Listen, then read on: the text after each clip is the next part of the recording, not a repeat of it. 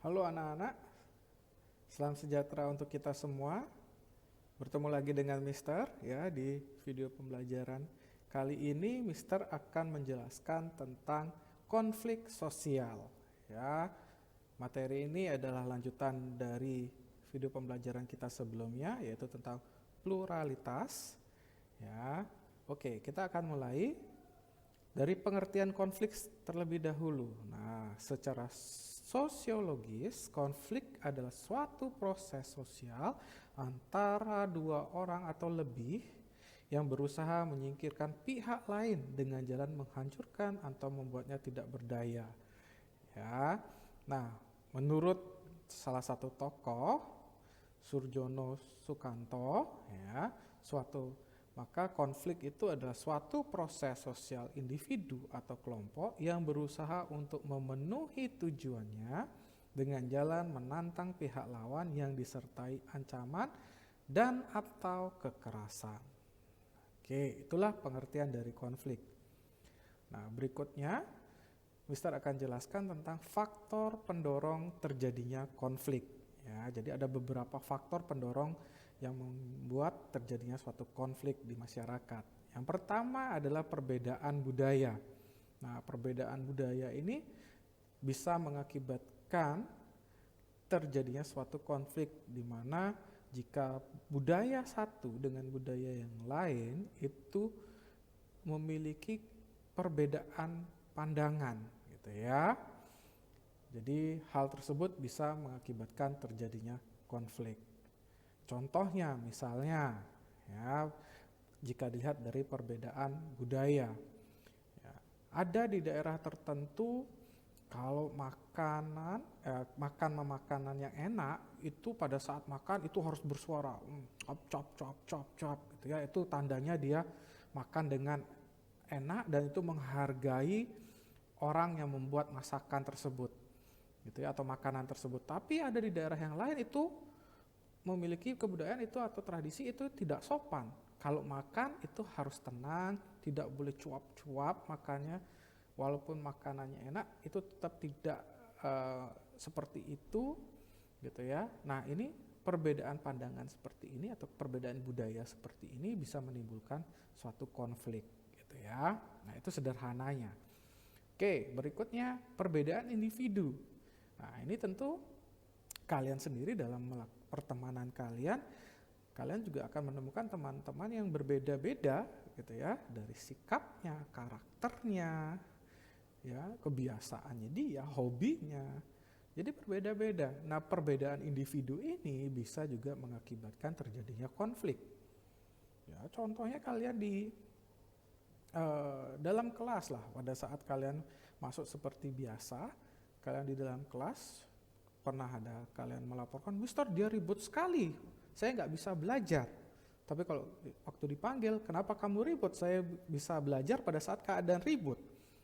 Nah, itu perbedaan individu, perbedaan karakteristik dari individu itu juga bisa menjadi faktor pendorong terjadinya konflik. Oke, berikutnya adalah perbedaan kepentingan. Jadi perbedaan kepentingan ini mengakibatkan tujuannya dari mencapai suatu tujuan itu berbeda. Ya, jadi hal inilah yang membuat terjadinya konflik. Oke, berikutnya.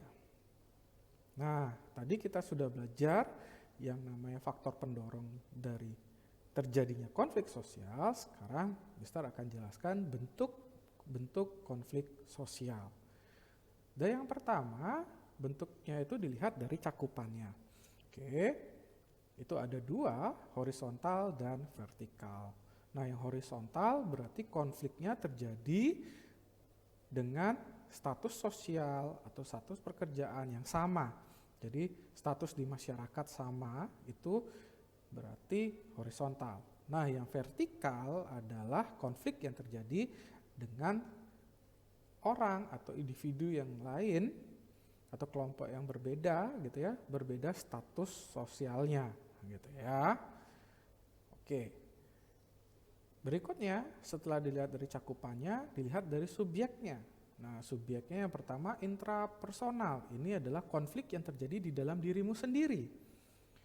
Ya, bagaimana? Makanya kalau kalian lihat di YouTube atau di internet, ada materi-materi atau ada pembahasan-pembahasan tentang bagaimana mengelola emosi diri. Nah, itu semua adalah berhubungan dengan intrapersonal. Jadi konflik yang terjadi di dalam dirimu sendiri. Ya, berikutnya adalah interpersonal. Ini adalah konflik yang terjadi dirimu dengan orang lain atau kelompok yang lain. Oke, berikutnya individu dengan kelompok. Nah, ini kalau dilihat dari subjeknya, berikutnya adalah individu dengan kelompok. Ini adalah konflik yang terjadi satu individu dengan satu kelompok atau beberapa kelompok yang berbeda.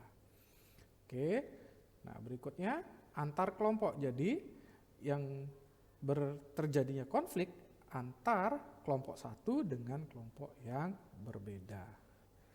Ya, kalau kalian sering perang antar geng, perang antar geng. Nah, itu adalah salah satu konflik antar kelompok, gitu ya. Nah, berikutnya wilayah, ya. Jadi yang pertama lokal itu yang wilayah yang paling sempit. Gimana dia? Contohnya misalnya terjadi konflik di kota Denpasar gitu ya, ada kerusuhan di kota Denpasar. Nah, itu berarti itu lokal gitu ya. Yang kedua nasional, jadi tingkatnya lebih tinggi ya. Yang ketiga adalah internasional. Nah, konflik internasional ini biasanya yang terjadi kalau kalian dengar ya, perang antar negara satu dengan negara yang lain gitu ya. Nah, itu termasuk konflik internasional. Oke, itu adalah bentuk konflik sosial, jadi bisa dilihat dari cakupannya, subjeknya, wilayahnya. Kalau dari cakupannya ada horizontal, ada vertikal. Kalau dari subjeknya ada intrapersonal, interpersonal, individu dengan kelompok, antar kelompok. Sedangkan dari wilayah itu ada lokal, nasional, dan internasional. Oke, Mister akan lanjut. Tadi bentuk konflik, sekarang bagaimana cara pengendalian konflik? Ya, yang pertama itu adalah konsiliasi. Ya, apa itu konsiliasi? Jadi konsiliasi ini adalah pengendalian konflik dilakukan melalui lembaga-lembaga yang memungkinkan dilakukan diskusi dan pengambilan keputusan yang adil di antara pihak-pihak yang bertikai. Ya, contohnya misalnya kamu sedang ada pertikaian masalah hukum, masalah hukum seperti itu, kamu bisa datang ke lembaga-lembaga hukum yang memungkinkan dilakukannya diskusi, serta lembaga hukum tersebut bisa mengambil suatu keputusan yang adil di antara pihak-pihak yang bertikai gitu ya. Oke, berikutnya mediasi.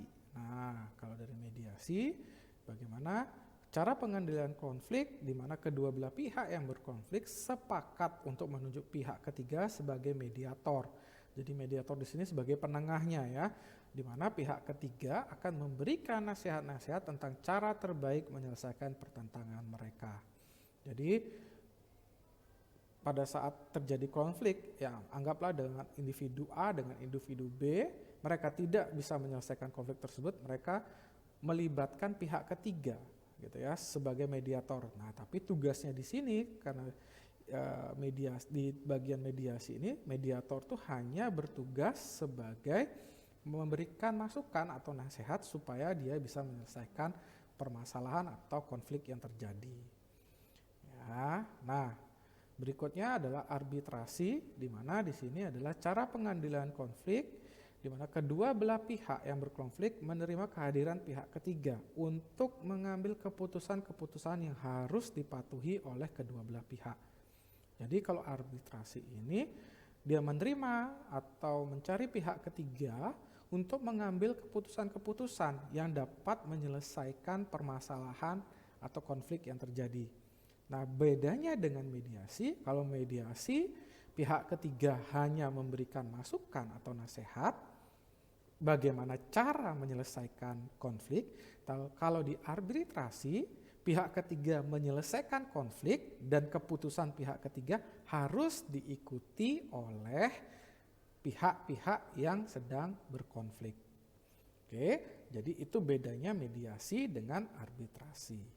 Oke, jadi itu cara pengendalian konflik, ada 3, konsiliasi, mediasi, dan arbitrasi.